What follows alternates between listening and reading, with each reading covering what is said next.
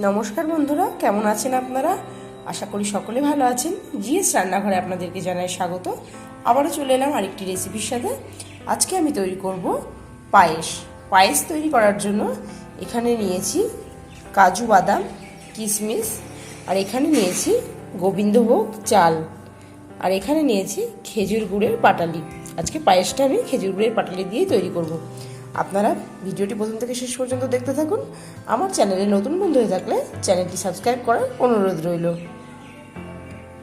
পায়েস তৈরি করার জন্য এখানে একটা পাত্র বসিয়ে তার মধ্যে দুধ দিয়ে দিয়েছি। দুধটাকে প্রথমে খুব ভালো করে ফুটিয়ে নেব। আমি 250 গ্রাম চাল নিয়েছি, সেই জন্য এখানে 2.5 লিটার দুধ ব্যবহার করেছি। এবারে দুধটাকে খুব ভালো করে ফুটিয়ে নেব। ফিরে এলাম কিছুক্ষণ পর। দুধটা খুব ভালোভাবে ফুটে উঠতে শুরু করেছে। এখান থেকে আমি কয়েক হাতা দুধ তুলে নেব।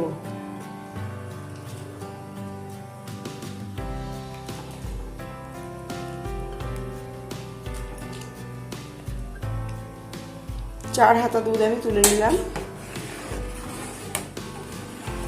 আবারও দুধটাকে ভালোভাবে ফুটতে দেব। দুধটা খুব ভালোভাবে ফুটিয়ে নেওয়ার পর এবারে এর মধ্যে গোবিন্দভোগ চাল দিয়ে দিচ্ছি।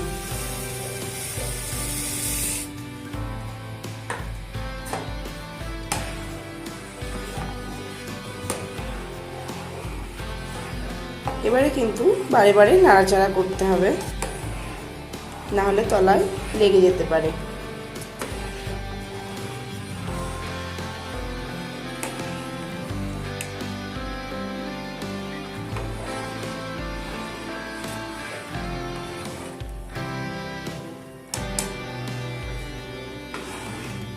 চাল দিয়ে আবারও খুব ভালোভাবে ফোটাবো যতক্ষণ না চালটা সিদ্ধ হচ্ছে।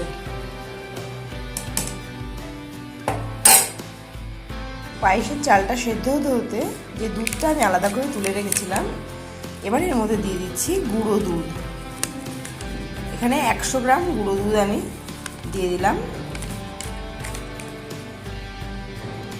ভালো করে মিশিয়ে নেব।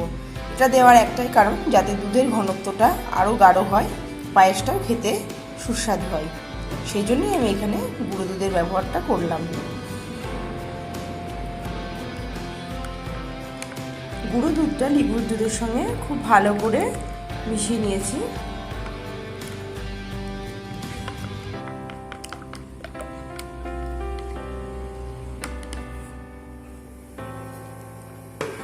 ফিরে এলাম বেশ কিছুক্ষণ পর। চালটা কিন্তু খুব ভালোভাবে সেদ্ধ হয়ে গেছে।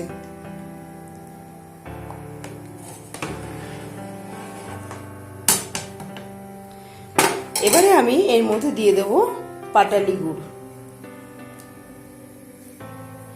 পরিমাণ মতন পাটালি গুড় আমি দিয়ে দিচ্ছি।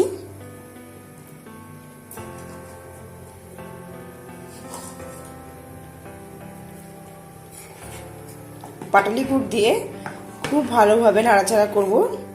আর এবারে যে দুধটা আমি রেডি করে রেখেছিলাম, সেই দুধটা এবার এর মধ্যে দিয়ে দিচ্ছি।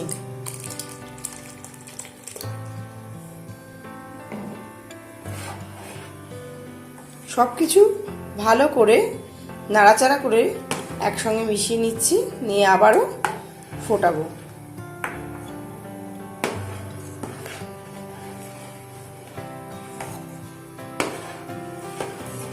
এই সময় কিন্তু বারে বারে নাড়াচাড়া করতে হবে।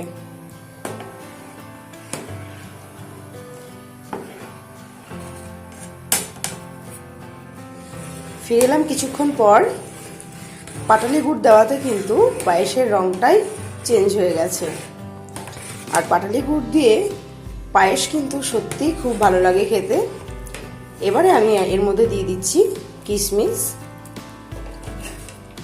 আর দিয়ে দিচ্ছি কাজু বাদাম।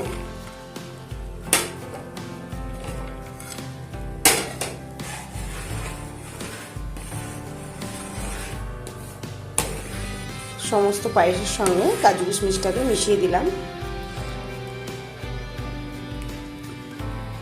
পায়েস কিন্তু তৈরি হয়ে গেল।